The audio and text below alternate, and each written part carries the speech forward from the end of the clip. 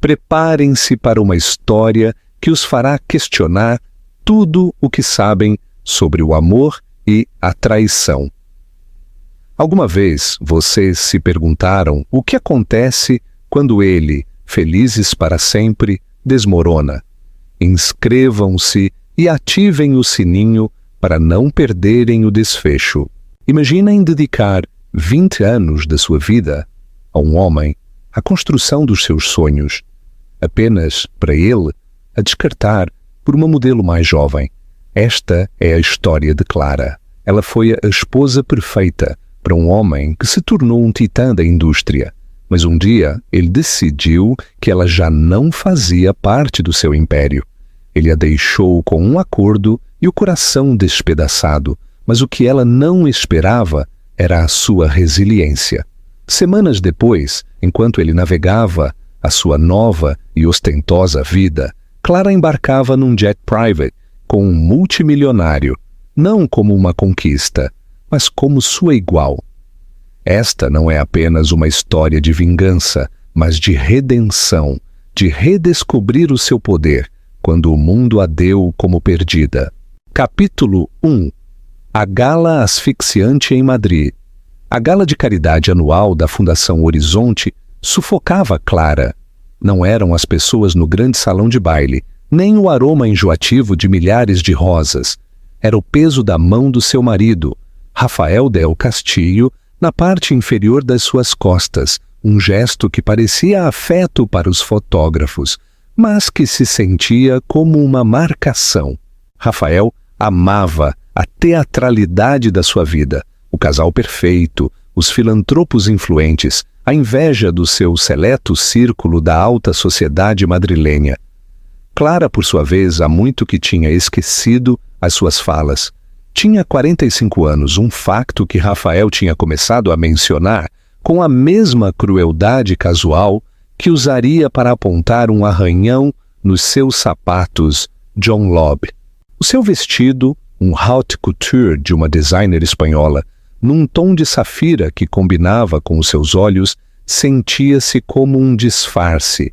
Ela tinha o escolhido, claro, mas a escolha tinha sido filtrada através de uma dúzia de regras não escritas. Era elegante, mas não chamativo. Favorável, mas não provocador. Digno de ser a senhora do castelo. Querida, murmurou Rafael, a sua voz um zumbido suave contra a sua orelha. Os Sinclair estão a acenar. Vamos cumprimentá-los? O sorriso dele nunca chegava aos olhos, já quase nunca o fazia. Os seus olhos, antes do castanho quente, da terra fértil, agora pareciam pedras polidas, duras e impenetráveis. Estavam constantemente a escanear a sala, a avaliar, a calcular, sempre à procura da próxima aquisição, da próxima vantagem. Clara tinha a sensação perturbadora de que ela também estava a ser avaliada e considerada deficiente. Durante 20 anos ela tinha sido a arquiteta da sua ascensão. Quando se conheceram, ele era um analista ambicioso com uma mente brilhante e um fato gasto. Ela era uma curadora júnior no Museu do Prado, cheia de paixão pela arte e história. Foi a sua herança, uma soma modesta, mas significativa da sua avó, que forneceu o capital inicial para a sua primeira empresa. Ela tinha gerido a sua casa, a sua agenda social, a sua vida, com o mesmo cuidado meticuloso que outrora dedicara a catalogar a cerâmica renascentista. Ela criou o cenário perfeito para a sua ambição, um mundo sereno e elegante, onde ele podia recarregar energias e traçar estratégias. Ela organizava os jantares, encantava os investidores e lembrava-se dos nomes e das alergias dos filhos deles. Ela era a sócia silenciosa, o andaime invisível que permitiu que o seu império tocasse o céu. Agora o seu império era uma empresa de logística global, a Del Castillo Worldwide, um nome sinônimo de eficiência impiedosa, e Rafael tinha se tornado um homem que mal reconhecia. A risada fácil que outrora partilhavam tinha sido substituída por uma impaciência brusca. As noites que passavam a sonhar com vinho barato tinham se transformado em jantares silenciosos, onde o tilintar dos talheres era a única conversa. Rafael, uma palavra, disse um homem com um sorriso predatório e o aspecto elegante de um gestor de hedge fund, dando uma palmada no ombro de Rafael. A mão de Rafael caiu das suas costas. Claro, Roberto. Clara, querida, já sabes o que fazer. Socializa. Ele afastou-se sem olhar para trás, engolido por um mar de smokings pretos. Socializa. Clara ficou congelada, uma estátua num mar de movimento. Observou-o, a forma como dominava o espaço à sua volta, a confiança na sua postura. Estava no seu elemento. Ela sentia-se como um fantasma a rondar os limites da sua própria vida. Viu as mulheres mais jovens na sala, mulheres de 20 e poucos e 30 e poucos anos, com corpos esculpidos por personal trainers e rostos intactos pelo tempo ou preocupação. Olhavam para Rafael com um brilho faminto e ganancioso nos olhos. Eram a nova colheita de aquisições potenciais. E pela primeira vez, um pavor frio, agudo e específico atravessou a dor surda da sua solidão. Se estivesses no lugar de Clara, o que farias? Lutarias pelo teu casamento ou procurarias a tua própria felicidade? Deixa-nos a tua opinião nos comentários. Dirigiu-se ao bar, o seu sorriso uma máscara cuidadosamente construída. Uma taça de champanhe, por favor. Enquanto o empregado servia, uma mulher aproximou-se dela. Era Marga Reis, uma colega da junta de caridade, cujo marido a tinha trocado pela sua instrutora de yoga há 2 anos. Os olhos espertos e compreensivos de Marga observaram o exterior impecável de Clara. Ele está no modo de caça esta noite, disse Marga em voz baixa. Não era uma pergunta. A máscara de Clara não se moveu. Não estou a falar desse tipo de caça, querida. Marga tomou um gole do seu gin tônico. Viu com Siena Aguilar mais cedo, aquela que faz relações públicas para metade das startups da cidade. Ela tem 28 anos e parece que foi montada num laboratório com o único propósito de fazer com que o resto de nós se sinta obsoleta. O coração de Clara deu um salto doloroso. Siena Aguilar. Conhecia o nome.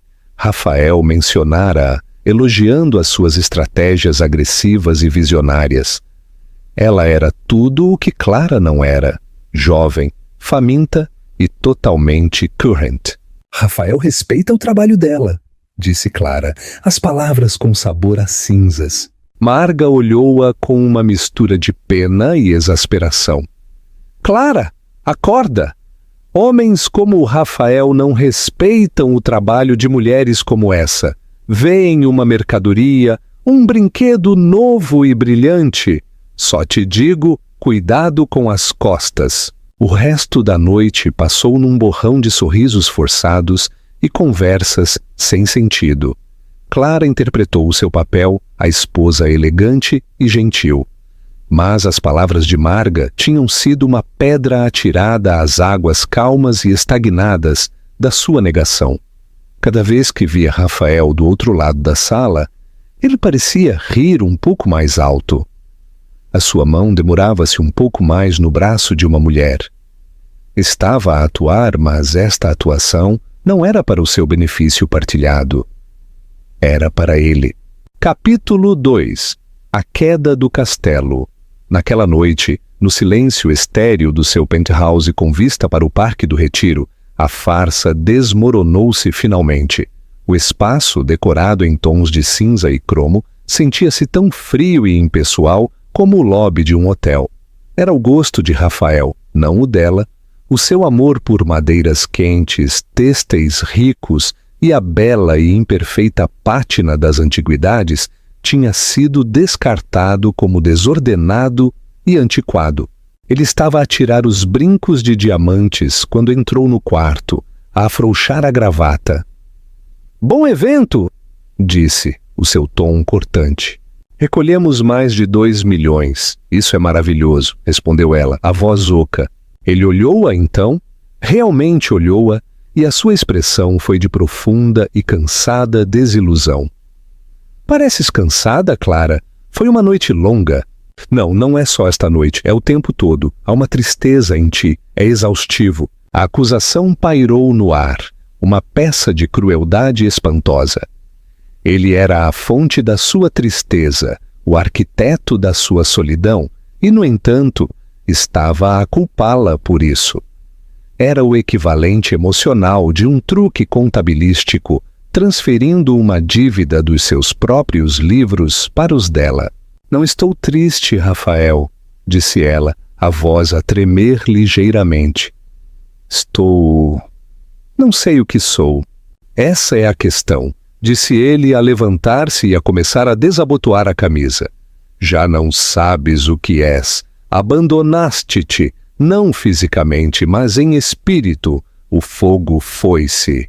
Ele estava a descrever um problema que ele tinha criado, um fogo que ele tinha sistematicamente extinguido com anos de negligência e desprezo silencioso. Ela estava a construir um caso, apercebeu-se, não para uma reconciliação, mas para uma partida. O fundamento da sua vida, aquele que ela tinha construído com tanto cuidado, estava a ser sistematicamente desmantelado, e ela era a última a saber. Sentiu um tremor de medo, mas por baixo dele algo mais agitou-se. Um vislumbre de uma ira latente há muito tempo. A gaiola dourada tinha sido confortável, mas ela estava a começar a lembrar-se de como se sentia ao querer voar. O fim não veio com um estrondo, mas com o clique silencioso e deliberado do fecho de uma mala. Era uma manhã de terça-feira, 2 semanas após a gala. O dia era enganadoramente comum. A luz do sol entrava pelas janelas do chão ao teto do seu apartamento, a brilhar nas superfícies estéreis. Clara estava a arrumar tulipas brancas num vaso minimalista, um pequeno ato de rebelião contra a fria estética do apartamento. As flores eram um sussurro da mulher que ela costumava ser. Rafael entrou na sala, já vestido com um fato cinzento feito à medida. Não se estava a dirigir para o escritório.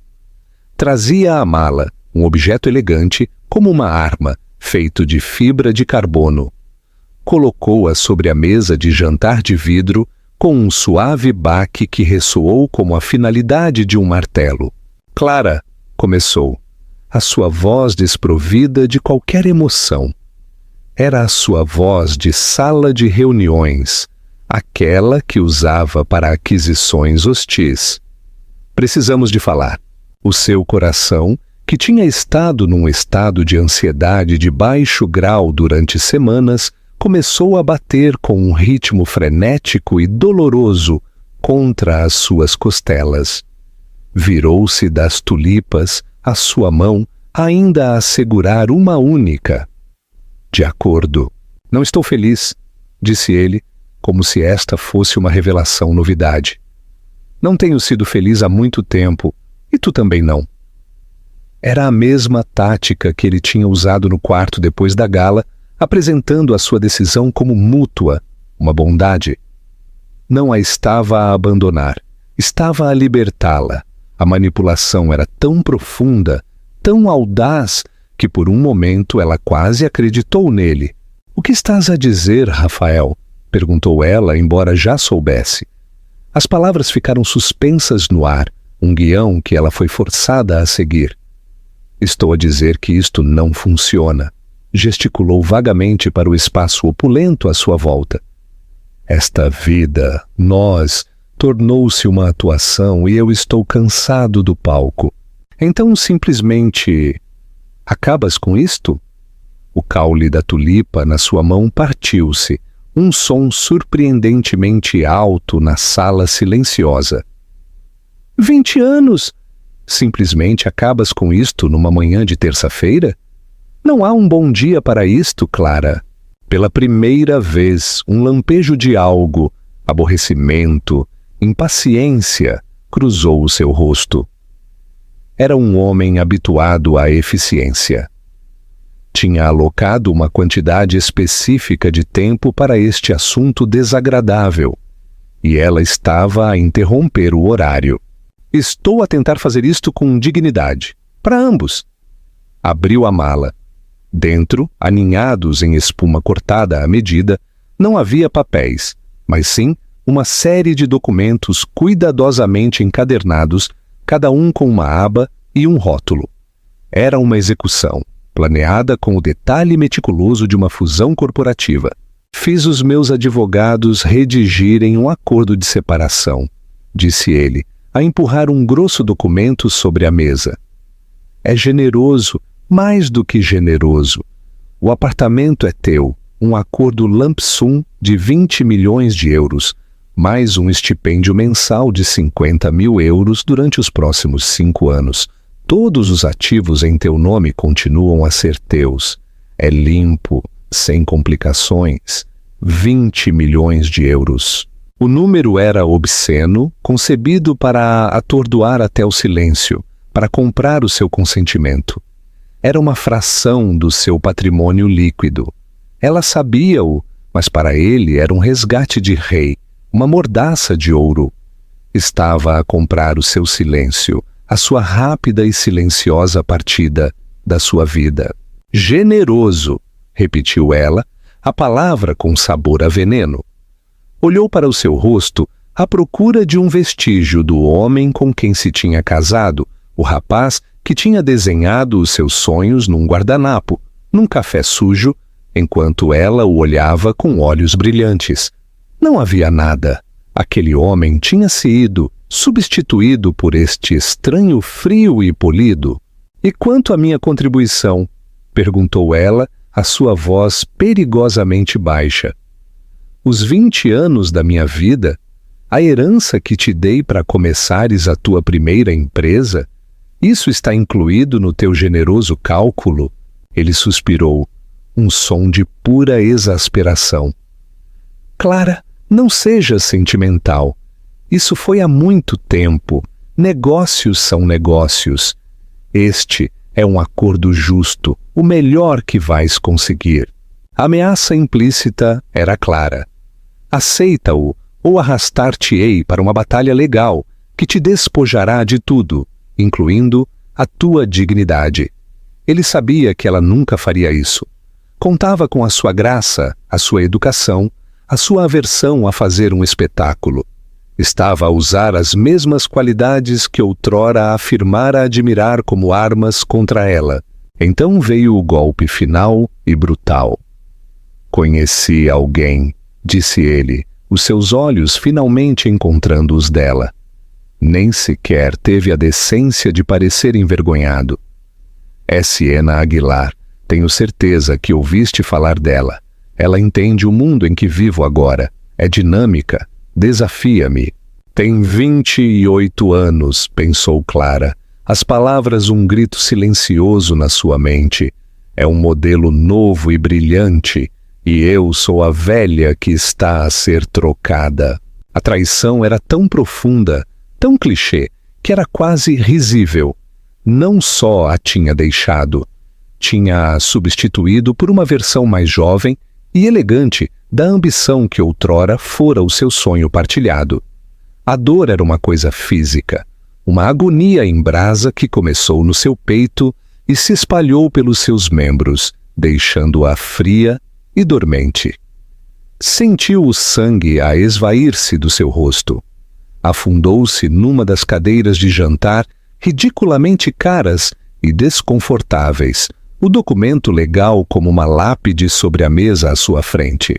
Quero que estejas fora do apartamento até o final da semana.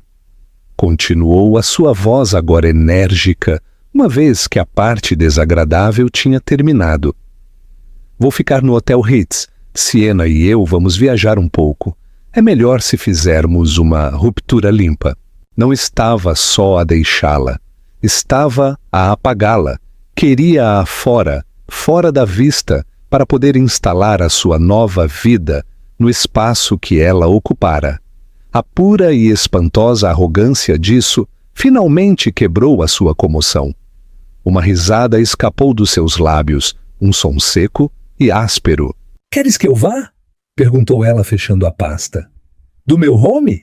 É o melhor, disse ele, a endireitar a sua gravata. O acordo está feito. Olhou para o relógio. Já se estava a mexer. Caminhou para a porta. Então parou, a mão no puxador. Olhou-a de novo, um pequeno, quase imperceptível, franzir de sobrolho no seu rosto, como se estivesse desapontado com a sua reação. Tinha esperado lágrimas, talvez, ou um silêncio digno. Aquele som cru e quebrado da sua risada era um cabo solto e desordenado. Assina os papéis, Clara, disse ele, a sua voz a suavizar-se numa paródia de preocupação. Não tornes isto mais difícil do que tem de ser. É hora de seguir em frente. E então ele foi-se embora. A porta fechou-se com um clique silencioso e caro, selando a sepultura do seu casamento. Clara sentou-se sozinha na sala banhada pelo sol, as tulipas brancas a murchar. O contrato de 20 milhões de euros sobre a mesa, como uma certidão de óbito. Tinha 45 anos e sua vida tinha acabado de ser declarada obsoleta. Vocês acham que os 20 anos que Clara investiu em Rafael podem ser compensados com dinheiro? Deem um like se esta parte vos fez refletir. Capítulo 3. A arqueologia de si mesma. O silêncio que ele deixou para trás era absoluto. Os primeiros dias foram um borrão de entorpecimento incrédulo. O apartamento, outrora um símbolo do seu sucesso, tornou-se um mausoléu. Cada objeto era um artefacto de uma vida que já não era dela. A arte nas paredes, escolhida por um comitê e aprovada por Rafael, parecia alheia. Os livros nas estantes, na sua maioria, tomos por ler sobre negócios e economia, troçavam dela. Vagava pelos quartos silenciosos e cavernosos como um fantasma, a tocar nas frias bancadas de mármore, no couro macio dos sofás, o seu reflexo um estranho pálido e brilhante no cromo polido. Não chorou. A comoção era uma barragem que continha uma inundação de dor, e ela temia o que aconteceria se ela se partisse. Em vez disso, uma ira fria e metódica começou a instalar-se. Rafael tinha lhe dado um prazo para o final da semana. Era uma afirmação final do seu poder, um último toque de faca. Ele esperava que ela se desmoronasse, que o seu assessor embalasse as suas coisas, que ela desaparecesse em silêncio. Ao terceiro dia, acordou com uma nova e ferrenha determinação. Se ele a queria fora, ela sairia, mas não seria apagada. Realizaria uma escavação arqueológica da sua própria vida, e ela decidiria que artefactos valiam a pena salvar. Começou no fundo do seu closet, um vasto espaço com clima controlado que cheirava a cedro e a dinheiro. Passou pelas suas filas de fatos e sapatos idênticos e dirigiu-se às caixas na prateleira superior. Dentro de uma delas, encontrou-os, velhos álbuns de fotos, do tipo com páginas pegajosas e película de plástico. A primeira foto era dela e de Rafael na sua lua de mel, numa pequena cidade banhada pelo sol em Toscana.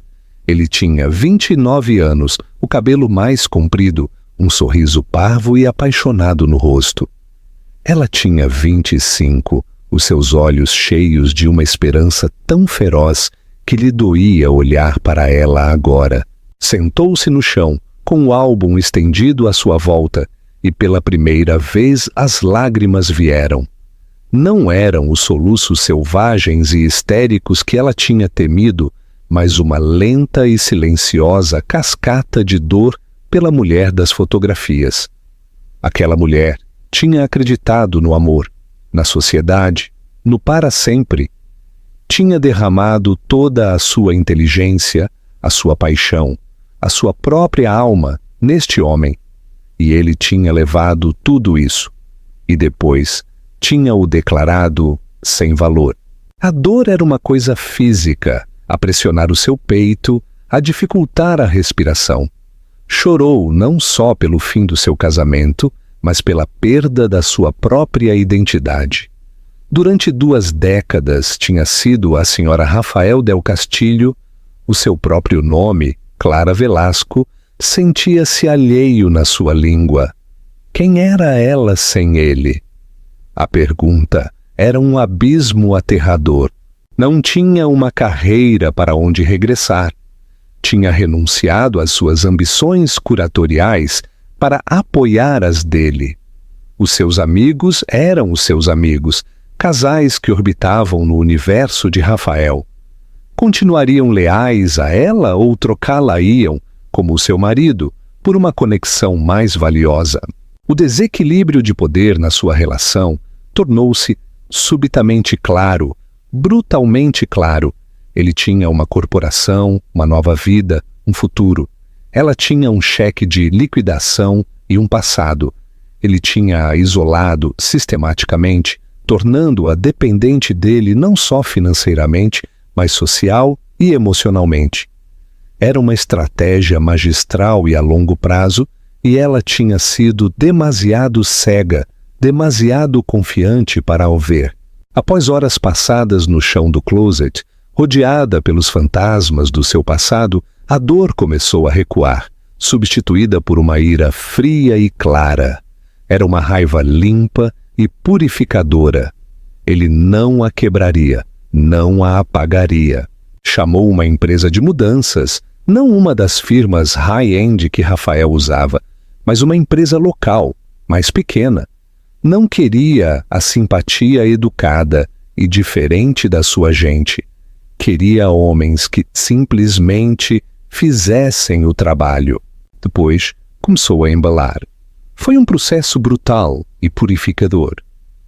Não estava apenas a embalar caixas, estava a tomar decisões. O vestido haute couture da gala deixou-o pendurado no closet, um fantasma de safira, para que Siena o encontrasse. Os móveis caros e minimalistas que Rafael tinha escolhido, disse aos empregados que os deixassem. A arte podia ficar. Embalou os álbuns de fotos gastos dos seus romances. Embalou os livros de bolso gastos dos seus romances que tinha escondido na sua mesa de cabeceira como contrabando. Embalou uma caixa das suas velhas notas de pesquisa do seu tempo no Museu do Prado. A sua letra, um lembrete de uma mulher que tinha as suas próprias paixões, o seu próprio intelecto. Cada objeto que escolhia era uma migalha de pão que a levava de volta a si mesma, a Clara Velasco. A sua advogada, uma mulher afiada e sensata, chamada Andrea Klein, aconselhou-a a assinar os papéis. É uma ruptura limpa, Clara, disse-lhe por telefone. Lutar contra ele não lhe dará mais do que uma montanha de honorários advocatícios e humilhação pública. Ele vai pintá-la como uma ex-esposa zangada e gananciosa. Aceite o dinheiro e construa uma nova vida. É a melhor vingança. Clara sabia que ela tinha razão. Rafael tinha se isolado perfeitamente. Por isso, com uma mão que apenas tremeu ligeiramente, assinou o documento que a separava legalmente da vida que tinha construído. Já não era a senhora do castelo. No dia em que os empregados chegaram, o apartamento era uma desordem caótica de caixas e papel de embalar. Era uma imagem apropriada para o estado da sua vida. Enquanto os homens trabalhavam, ela fez uma última paragem.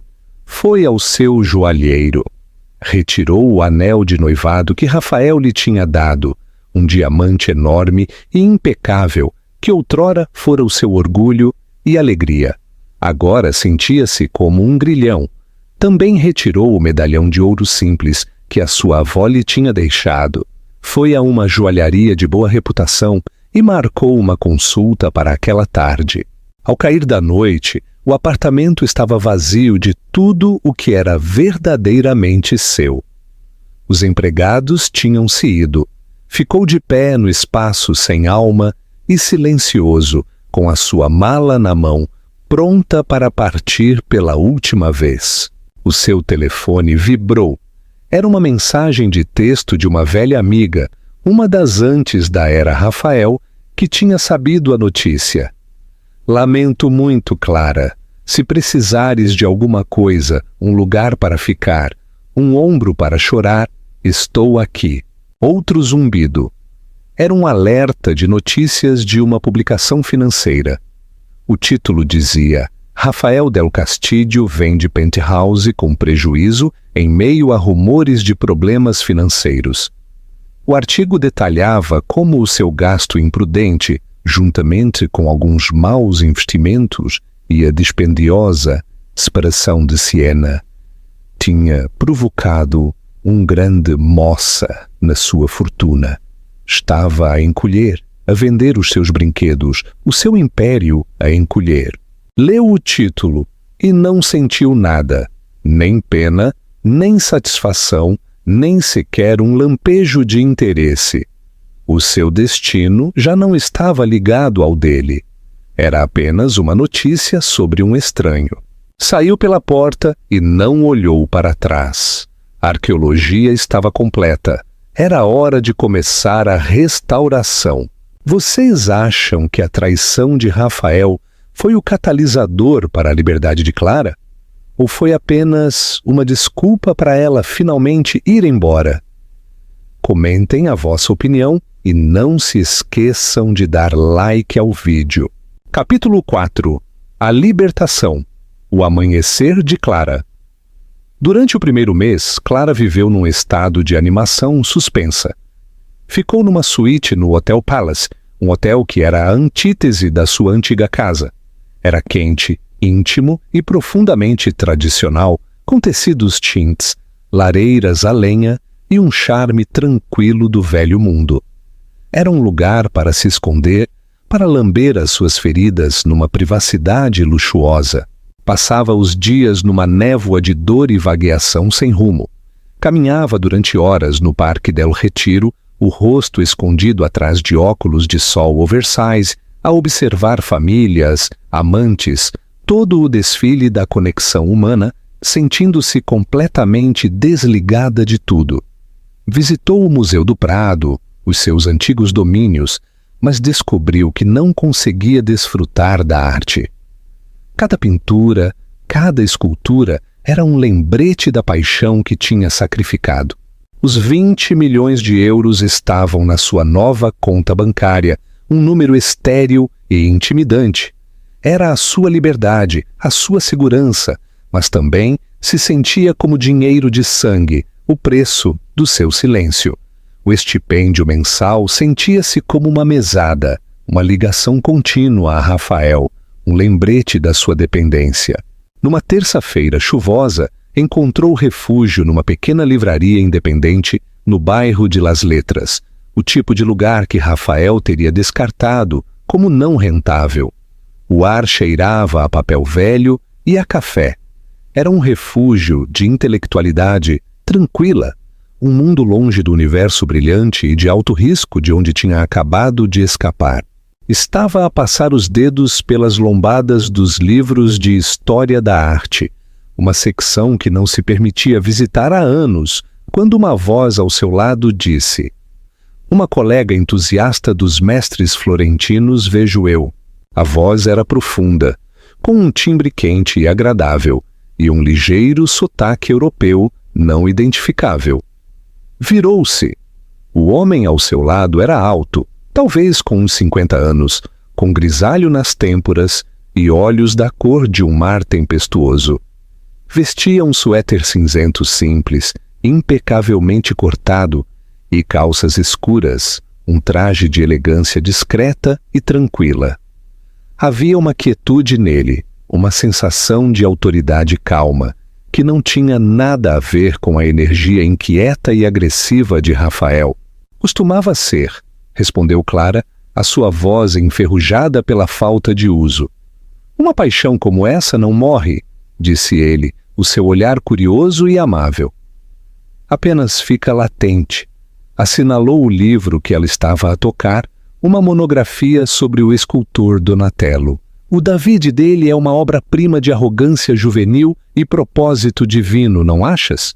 A sua observação era tão perspicaz, tão específica, que a apanhou de surpresa. Era o tipo de conversa que não tinha há anos. O interesse de Rafael pela arte era puramente financeiro, uma classe de ativo. Ele falava de artistas em termos dos seus registros de leilão, não das suas almas. Sempre fui mais fã da sua Maria Madalena. Achou por si mesma a dizer, surpreendida com o seu próprio envolvimento. A de madeira na Catedral de Siena é tão crua, tão cheia de dor e arrependimento, é brutalmente humana. Um sorriso lento espalhou-se pelo rosto do homem, transformando seus belos e sérios traços em algo acessível e caloroso. Uma excelente escolha. É uma obra de perspicácia psicológica profunda. A maioria das pessoas prefere a beleza. Tu escolheste a verdade. Ficaram ali por um momento, um silêncio confortável a cair entre eles, a apreciação partilhada por uma obra de arte a criar uma intimidade inesperada. Sou Alexandre, disse ele, estendendo a sua mão. Alexandre Morrow. O seu aperto de mão era firme, a sua mão quente. Clara Velasco, respondeu ela, usando o seu apelido de solteira.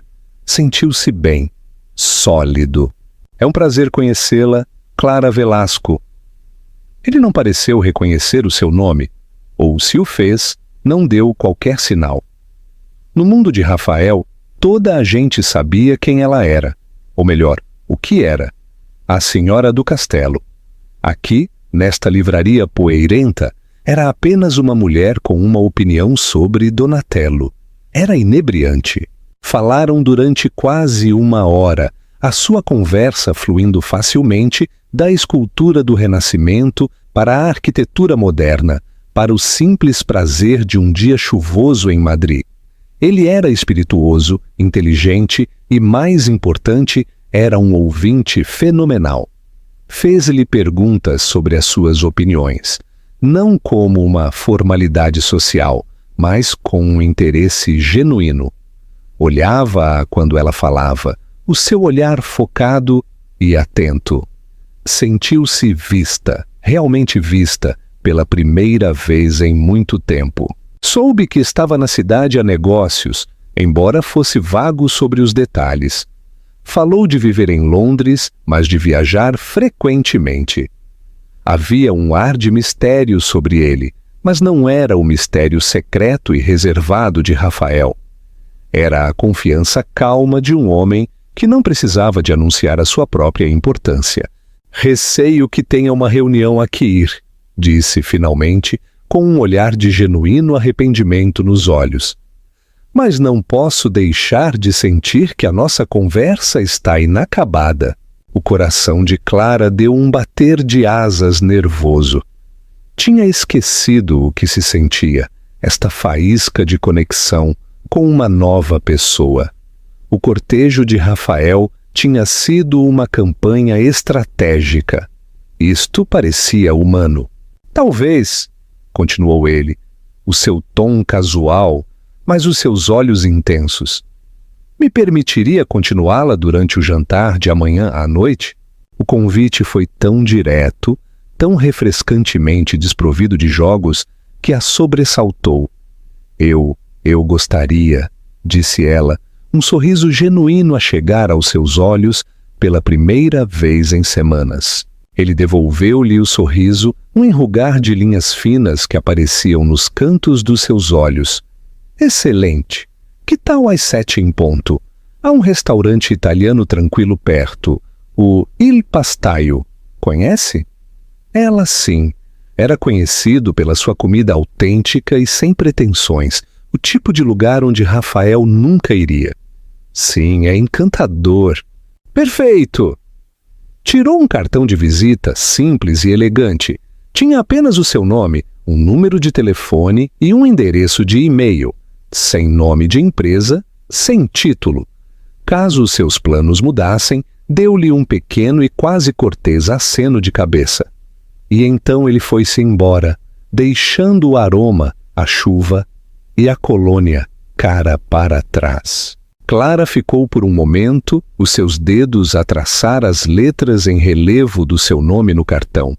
Alexandre Murrow comprou o livro sobre Donatello. Enquanto caminhava de volta para o seu hotel, a chuva tinha parado e um raio de sol abria caminho por entre as nuvens. A cidade, que se tinha sentido tão cinzenta e hostil, de repente parecia cheia de possibilidades. Pela primeira vez em muito tempo, sentiu um vislumbre de algo que não era dor nem raiva, mas sim uma esperança tentativa e frágil. Tinha um encontro para jantar. Era algo pequeno, um único passo, mas era um passo para fora do passado e para o desconhecido. E pela primeira vez em muito tempo, o desconhecido não parecia assustador. Parecia uma aventura. Vocês acham que o encontro com Alexandre foi coincidência ou destino? Inscrevam-se e partilhem os vossos pensamentos nos comentários. Capítulo 5. O contraste de vidas. O contraste entre Rafael e Alexandre era um estudo de dois tipos diferentes de poder. O poder de Rafael era ruidoso, ostensivo e exigia validação. Estava nos logotipos do seu jet private, nos headlines atrevidos que procurava, na forma como entrava numa sala como se fosse sua propriedade. O poder de Alexandre era uma gravidade calma. Estava na forma como o maître do Il Pastaio o cumprimentava, não com um servilismo bajulador, mas com um calor e respeito genuínos, levando-os para a melhor e mais isolada mesa do local. Estava na forma como falava com uma calma que não precisava de ornamentos. O jantar foi uma revelação para Clara. Tinha passado 2 décadas a calibrar a sua conversa aos humores e interesses de Rafael, editando-se cuidadosamente para ser a caixa de ressonância perfeita para suas ambições. Com Alexandre, encontrou-se a falar, realmente a falar, sobre coisas em que não pensava há anos.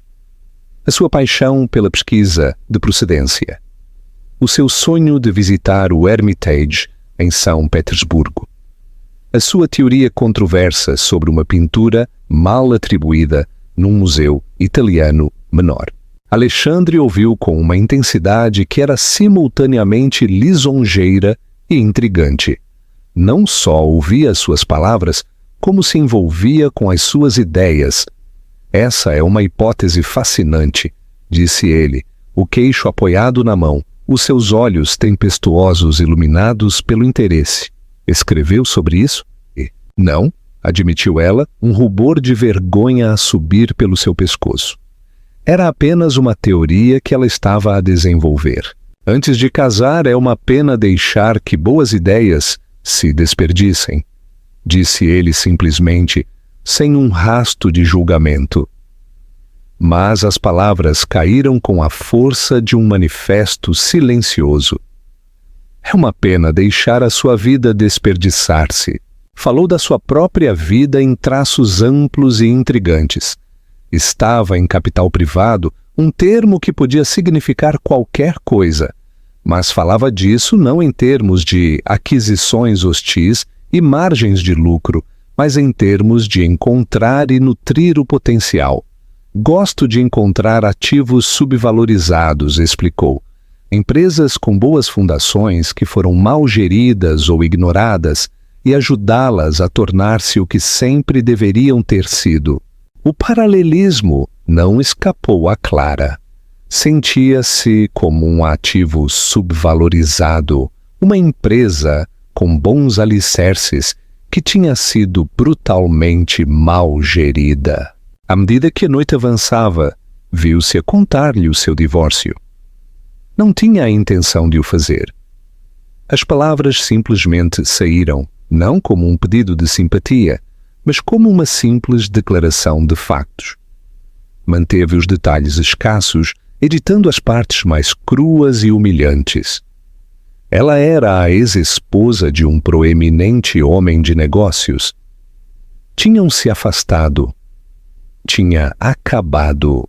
Alexandre ouviu sem mudar a sua expressão, indescritível, mas atenta. Quando ela terminou, não ofereceu os clichês vazios que ela esperava. Não disse, lamento, ou é a perda dele. Em vez disso, olhou para ela e disse, deve ser difícil quando o trabalho da sua vida é uma sociedade e a sociedade se dissolve. Fica com a pergunta de quanto vale o seu trabalho por si só. A perspicácia era tão precisa, tão profundamente empática. Tirou-lhe o fôlego. Ele entendeu que a sua dor não era apenas pela perda de um marido, mas pela invalidação do seu trabalho de vida. Ele viu-a não como uma esposa despeitada, mas como uma profissional que tinha sido vítima de uma aquisição hostil. Entretanto, a nova vida de Rafael desenrolava-se nas páginas brilhantes dos tabloides e nos sites de mexericos.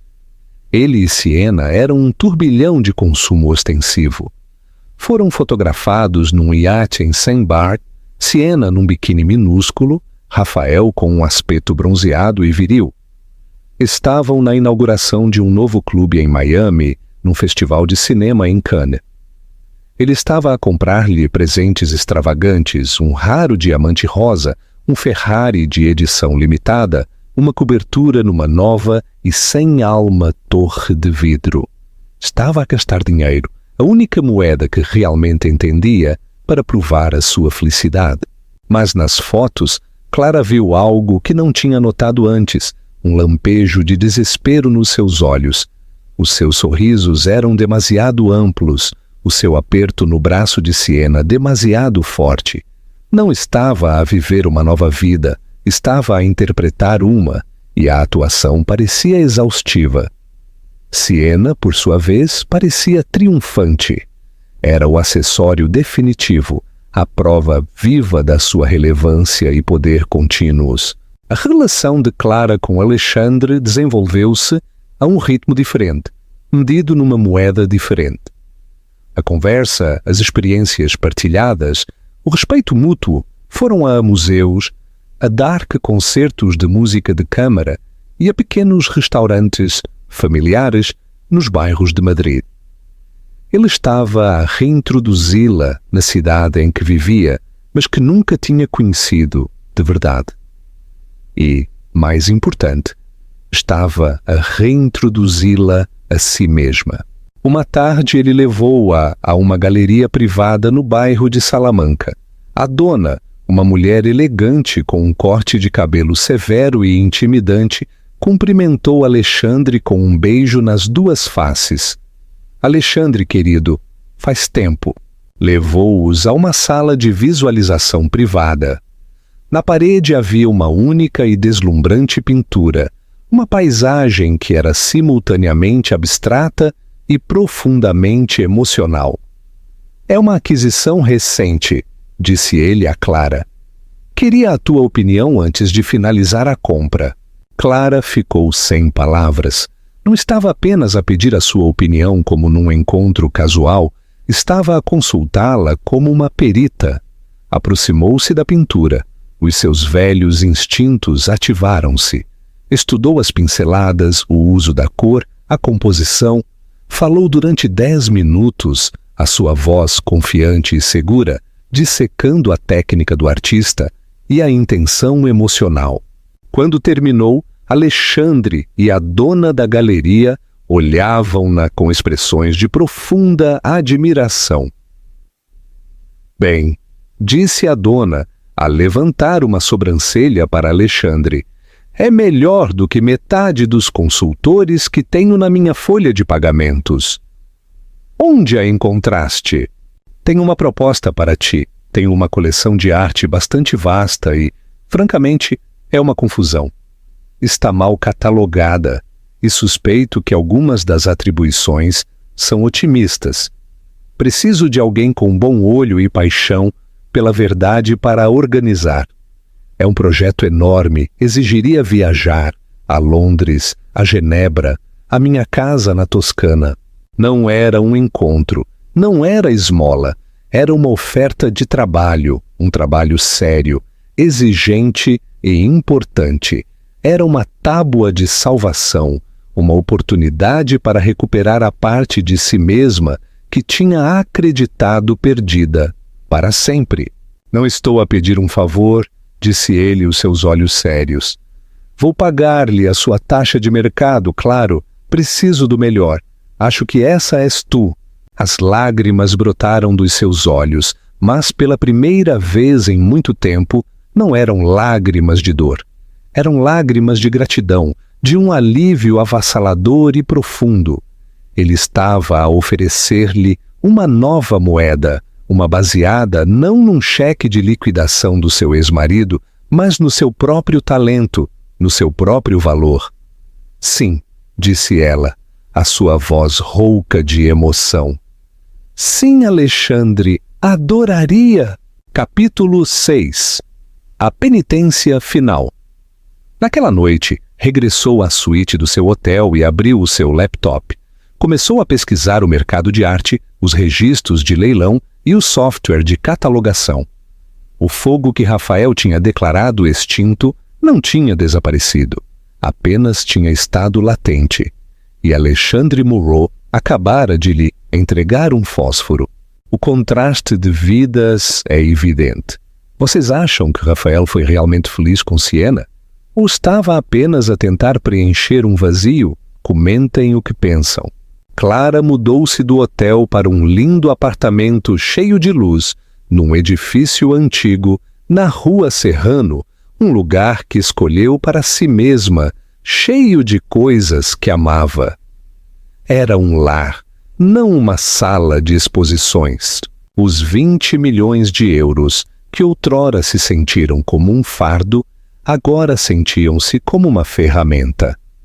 Usou-os para contratar uma consultora financeira de topo, uma mulher que se especializava em ajudar mulheres divorciadas a assegurar o seu futuro. Pela primeira vez, Clara assumiu o controle das suas próprias finanças, aprendendo a linguagem dos investimentos e das carteiras, um mundo que Rafael sempre tinha mantido envolto em mistério. Mas o seu verdadeiro trabalho, a sua verdadeira salvação, era a coleção de arte de Alexandre. Era, como ele tinha dito, uma confusão magnífica. Ele tinha estado a comprar durante anos com bom olho, mas pouca disciplina. Era um tesouro de dragão, desorganizado e pouco apreciado. O projeto era perfeito para a mente meticulosa e acadêmica de Clara. Voou para Londres, onde Alexandre tinha uma impressionante casa em Belgrávia, cheia de modernistas britânicos. Passou semanas na sua vasta casa de pedra antiga, na Toscana, catalogando a sua coleção de desenhos do Renascimento. Trabalhou com uma concentração e intensidade que não sentia há anos. Não era apenas uma empregada, era uma sócia neste empreendimento. Alexandre confiava no seu julgamento implicitamente. Tinham longas conversas durante o jantar, debatendo os méritos de um artista em particular, a história de uma peça específica. A sua relação aprofundou-se, evoluindo da faísca tentadora de um novo romance para a estrutura sólida de uma verdadeira parceria. Ele não era apenas o seu amante e empregador, era o seu amigo, o seu campeão, o seu igual intelectual. Nunca a pressionou para ter mais intimidade do que estava disposta a dar. Parecia entender que ela não estava apenas a recuperar de um divórcio, mas de um trauma. Deu-lhe espaço, respeito e um apoio inabalável. O desequilíbrio de poder que tinha definido o seu casamento com Rafael era inexistente com Alexandre.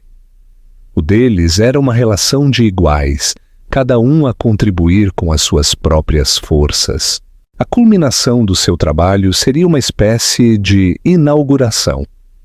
Alexandre era um importante mecenas de um pequeno e prestigiado museu em Londres. Tinha concordado em emprestar uma parte significativa da sua coleção para uma exposição especial, uma exposição que a própria Clara curaria. Era a sua estreia profissional, uma oportunidade para sair das sombras e reivindicar o seu próprio nome no mundo da arte. A noite de inauguração foi um evento brilhante. A galeria estava cheia da elite da cena artística de Londres, críticos, colecionadores e outros mecenas. Clara, vestida com um vestido preto simples, mas elegante, sentiu um tremor de nervosismo, mas era o medo estimulante de um artista a subir ao palco, não o pavor de um prisioneiro a ser levado para a forca. Alexandre ficou ao seu lado, uma presença calma e tranquilizadora. Olhou-a com uma expressão de orgulho puro e sem adulteração. "Tu fizeste isto, Clara?" murmurou. "A sua mão a encontrar a dela. Tudo isto é teu." Estava no meio de uma conversa com um crítico do jornal The Times, que elogiava as suas justaposições, audazes e revisionistas, quando o viu. Rafael estava parado perto da entrada, com um ar completamente deslocado. Estava com Siena, que usava um vestido demasiado justo, demasiado brilhante, demasiado barulhento para a elegância discreta do mundo da arte londrino. Parecia uma imitação barata numa sala cheia de originais. Os olhos de Rafael estavam fixos em Clara, e a sua expressão era de choque e total incredulidade. Obviamente tinha lido sobre a exposição. Tinha vindo. Apercebeu-se com um sobressalto de que tinha vindo para testemunhar o seu fracasso.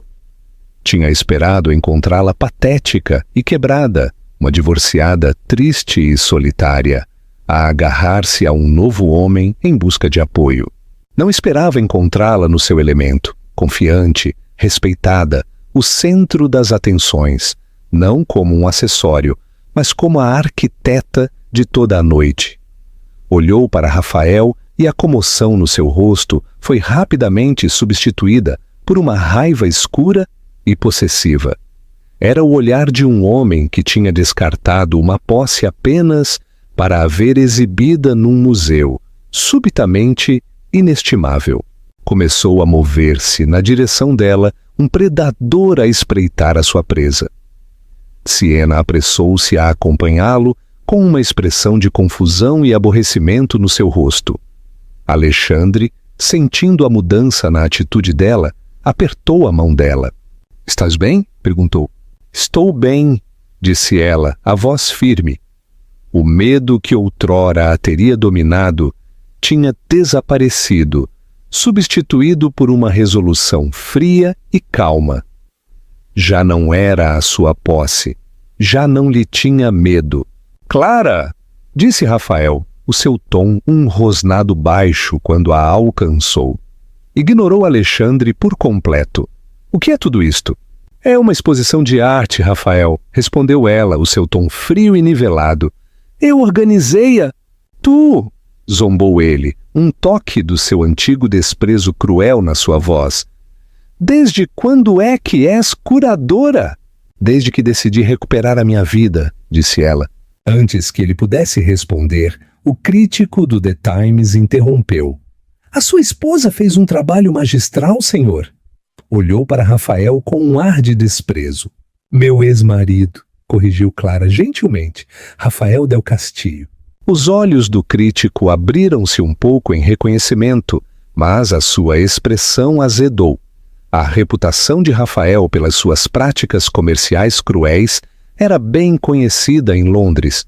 Siena, sentindo-se excluída, deu um passo em frente e estendeu a mão. "Siena Aguilar", disse a voz um pouco alta demais. "Eu gerencio todas as relações públicas de Rafael. O crítico deu um aperto de mão fraco e breve e virou-se para Clara. Bem, senhorita Velasco, tem um olho notável. A justa posição do bacon com o saltine é inspiradora. Gostaria de discutir isto mais a fundo para a minha crítica. A rejeição foi absoluta. Neste mundo, um mundo de cultura, intelecto e poder calmo, o dinheiro de Rafael e a agressividade de Siena não significavam nada. O talento de Clara, o seu conhecimento, a sua paixão. Essa era a moeda que importava aqui. O rosto de Rafael era uma máscara de fúria. Tinha vindo vê-la humilhada. E, em vez disso, tinha sido ele próprio humilhado. Tinha sido declarado irrelevante no seu novo mundo. Olhou de Clara, ereta e respeitada, para Alexandre, que estava ao seu lado. Um guardião silencioso e poderoso. Viu a fácil intimidade entre eles, a linguagem partilhada de iguais, e naquele momento compreendeu o que tinha perdido. Não era apenas uma esposa, era a base calma e estável do seu próprio sucesso, o único ativo que tinha subvalorizado e descartado, e que agora, claramente, estava fora do seu alcance. Virou-se e saiu da galeria, arrastando uma desconcertada Siena atrás dele. O encontro durou menos de 5 minutos, mas foi uma mudança sísmica. A dinâmica de poder tinha se invertido de forma irrevogável e pública. Clara viu-o ir-se embora, não com triunfo, mas com uma sensação de fecho calmo. O último grilhão tinha se partido. Ela estava livre. O retiro de Rafael da Galeria de Londres não foi o fim do assunto. Foi o início da sua obsessão. A humilhação pública, a visão de Clara não só a sobreviver, mas a prosperar, tinha acendido um fogo nele. Não era amor, nem sequer remorso. Era um coquetel tóxico de orgulho ferido, possessividade e uma compreensão incipiente e aterradora de que tinha cometido um erro de cálculo catastrófico. Tinha visto Clara não como uma sócia, mas como uma parte da sua carteira, um ativo que tinha liquidado.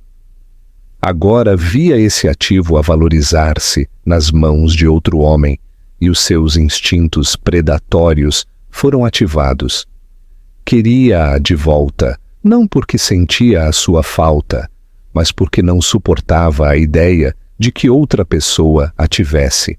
A sua vida com Siena começava a mostrar as suas fissuras. A emoção inicial da sua juventude e ambição tinha se desgastado, substituída pela irritante realidade da sua superficialidade. As suas conversas eram um ciclo de mexericos, nomes de marcas e métricas de redes sociais. Não era uma sócia, era um acessório de alta manutenção que exigia validação constante e um fluxo interminável de dinheiro. Ele tinha pensado que estava a melhorar, mas simplesmente tinha trocado um Rolls-Royce clássico e feito à mão por um carro desportivo chamativo e alugado que estava a revelar-se incrivelmente caro de manter. Começou uma campanha para reconquistar Clara, uma campanha conduzida com a mesma estratégia impiedosa e surda que usava nos seus negócios.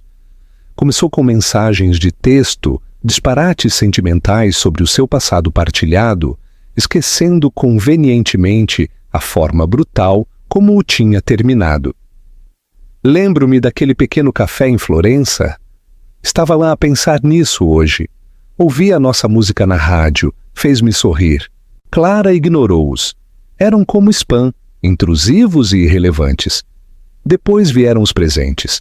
Um enorme ramo das suas peônias favoritas chegou ao seu apartamento, com uma nota. Cometi um erro. Uma primeira edição de um livro que ela sempre tinha querido. Bilhetes para a ópera. Cada presente era um movimento calculado, uma tentativa de comprar o seu caminho de volta para a sua vida. Ela doou as flores para um hospital local e deu o livro e os bilhetes ao porteiro. A sua desesperação intensificou-se. Começou a ligar, a deixar longas mensagens de voz divagantes. Alternava entre o sentimentalismo melancólico e lampejos do seu antigo eu arrogante. Sinto a tua falta, Clara. Sinto falta do que tínhamos. Seguido de: este homem com quem estás não é o certo para ti. Tu pertences ao meu lado. Construímos um império juntos. Não parecia entender que ele tinha construído um império, e ela tinha sido relegada para a entrada de serviço. A jogada final, a mais ousada. Chegou algumas semanas depois. Clara estava no seu apartamento, a trabalhar no catálogo para uma coleção de Alexandre, quando o seu intercom tocou. Era Rafael. Estava no lobby. "Deixa-o subir", disse ela, a sua voz calma. Não tinha medo, simplesmente estava cansada dele. Queria acabar com aquilo, de uma vez por todas. Quando abriu a porta, ele parecia terrível. Estava impecavelmente vestido, como sempre, mas tinha olheiras debaixo dos olhos e um olhar frenético e atormentado no seu rosto. "Clara", disse ele, a sua voz rouca com uma emoção fabricada. "Precisamos de falar." "Não há nada para falar, Rafael." "Por favor", disse ele, e pela primeira vez ouviu uma nota de desespero genuíno.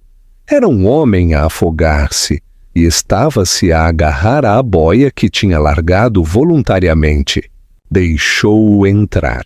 Ficou parado no meio da sua sala de estar, um espaço que era inteiramente seu, cheio de cores quentes, móveis confortáveis e livros. Era um mundo onde ele não pertencia. "Deixei a Siena", anunciou ele, como se esta fosse a chave mágica que desbloquearia o seu perdão. "Isso é entre tu e ela", disse Clara, impassível. "Não tem nada a ver comigo." "Tem tudo a ver contigo", insistiu ele, a sua voz a subir de volume. "Deixei-a por ti. Agora percebo como fui tolo. Ela não era nada, uma distração. Tu, Clara, és a minha vida, és o meu lar." A hipocrisia era impressionante. Estava a tentar vender-lhe a mesma fantasia que lhe tinha vendido a Siena, a ideia de que ela era a única, enquanto a anterior ainda não era uma memória distante. "Eu não sou o teu lar, Rafael", disse ela, a sua voz como gelo. "Tu destruíste esse lar, vendeste o terreno a um novo promotor, e agora que o novo edifício resultou ser um condomínio mal construído, com um telhado a pingar, queres voltar e reclamar a propriedade original, mas a propriedade já não está à venda." O seu rosto contorceu-se numa máscara de raiva e descrença. Não estava habituado a ouvir um não, estava habituado a conseguir o que queria. "É ele!" disparou. "É o Monroe! O que é que ele te ofereceu? Mais dinheiro? Um título maior? Qual é o teu preço? Eu dobro-o!" E aí estava o seu núcleo exposto. Tudo era uma transação. Toda a gente tinha um preço. Ele não conseguia conceber um mundo onde uma mulher escolhesse o respeito em vez do dinheiro, a parceria em vez da propriedade. "Ainda não entendes", disse ela, uma profunda tristeza a invadi-la. Quase sentiu pena dele. Era um homem preso numa prisão da sua própria criação, um mundo desprovido de conexão humana genuína. "Alexandre não me ofereceu nada. Ele viu-me, viu a pessoa que eu era, a pessoa que eu poderia ser, enquanto tu só vias uma linha no teu balanço, um ativo que se tinha desvalorizado." Caminhou até à porta e abriu-a. "Tens de ir, Rafael." Ele olhou-a fixamente, a sua mente a lutar, a tentar encontrar uma nova tática, um novo ângulo. Mas não restavam. Tinha jogado todas as suas cartas. "Vais arrepender-te disto, Clara", sussurrou ele, uma última ameaça patética.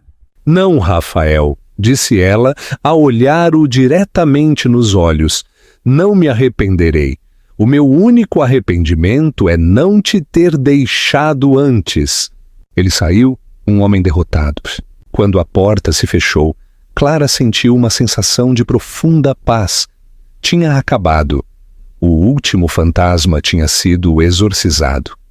Já não era definida pela sua relação com ele, nem como sua esposa, nem como sua ex-esposa, nem sequer como o objeto do seu desespero patético e desesperado. Era simplesmente Clara Velasco, e o seu futuro era seu. Uma semana depois, Clara estava parada numa pista privada no aeroporto de Barajas. O sol poente pintava o céu em tons de laranja e violeta. Em frente a ela, a brilhar sob o crepúsculo, estava um Gulfstream, os seus motores a zumbir uma canção baixa e poderosa de promessa. Alexandre esperava-a no topo das escadas, a mão estendida. Levava-a de avião para a Toscana para o fim de semana, para a sua vila, o lugar onde ela tinha começado a reconstruir a sua vida. Mas desta vez não ia como sua empregada. Ia como sua sócia. Ao subir as escadas, pensou na última vez que estivera num jet private. Tinha sido o de Rafael, um monumento voador ao seu ego, adornado com o logótipo Del Castillo Worldwide. Sempre se sentira como uma passageira nesses voos, uma peça de bagagem high-end sendo transportada de uma das suas propriedades para outra. Pegou na mão de Alexandre. O seu aperto era quente e firme. Sorriu-lhe, um sorriso que chegava aos seus olhos e a fazia sentir como se fosse a única pessoa no mundo. Dentro, o jet era o epítome do luxo discreto, sem dourados, sem logotipos ostensivos, apenas couro creme suave, madeira escura polida e o zumbido silencioso de uma máquina perfeitamente concebida. "Pronta para a nossa aventura?" perguntou ele enquanto a guiava para um assento. "Estou", disse ela, e as palavras foram mais verdadeiras do que qualquer uma que já tinha proferido. Enquanto o jet rolava pela pista, o seu telefone vibrou. Era um alerta de notícias. Rafael Del Castillo vende penthouse com prejuízo em meio a rumores de problemas financeiros. O artigo detalhava como o seu gasto imprudente, juntamente com alguns maus investimentos e a dispendiosa separação de Siena, tinha provocado um grande moça na sua fortuna. Estava a encolher, a vender os seus brinquedos, o seu império a encolher. Leu o título e não sentiu nada, nem pena, nem satisfação, nem sequer um lampejo de interesse. O seu destino já não estava ligado ao dela. Era apenas uma notícia sobre um estranho. O jet acelerou, pressionando-a contra o couro macio do seu assento. Olhou pela janela enquanto o chão se afastava, as luzes da cidade a encolherem-se para um tapete brilhante por baixo. Estava a elevar-se acima de tudo, literal e figurativamente. Alexandre serviu-lhes uma taça de champanhe a ambos. "Um brinde", disse ele, os seus olhos tempestuosos suaves à luz quente da cabina.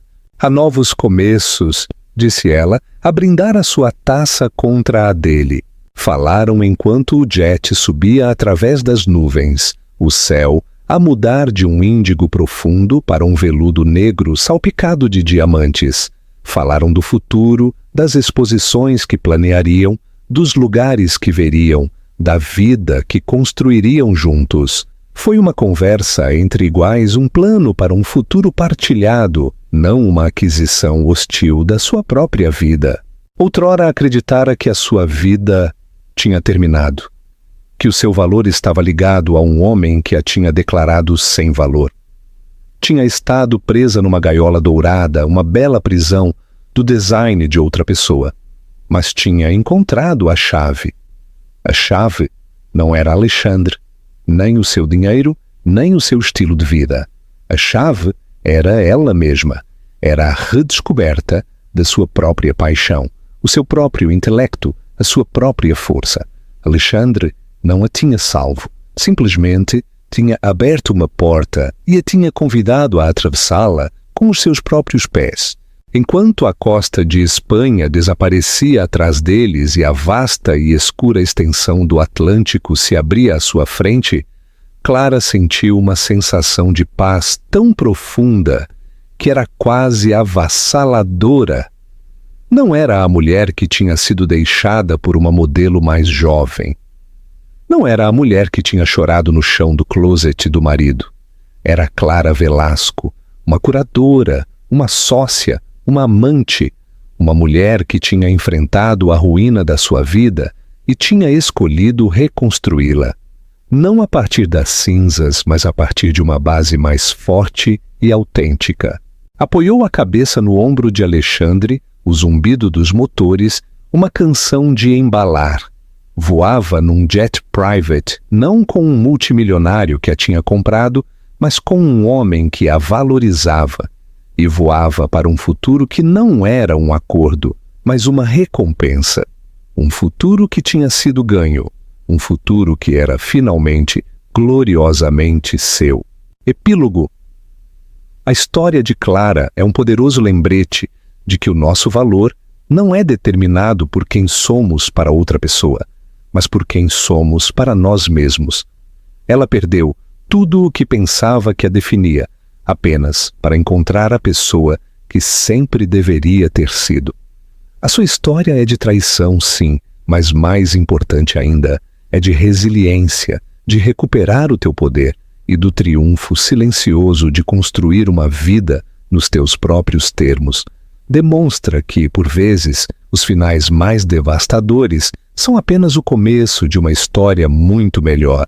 Se a história de redenção e empoderamento de Clara ressoou contigo, por favor, dá um like a este vídeo e partilha-o com alguém que possa precisar de ouvir esta mensagem. E não te esqueças de subscrever o canal para mais histórias de transformações incríveis e segundas oportunidades. Obrigada por assistir.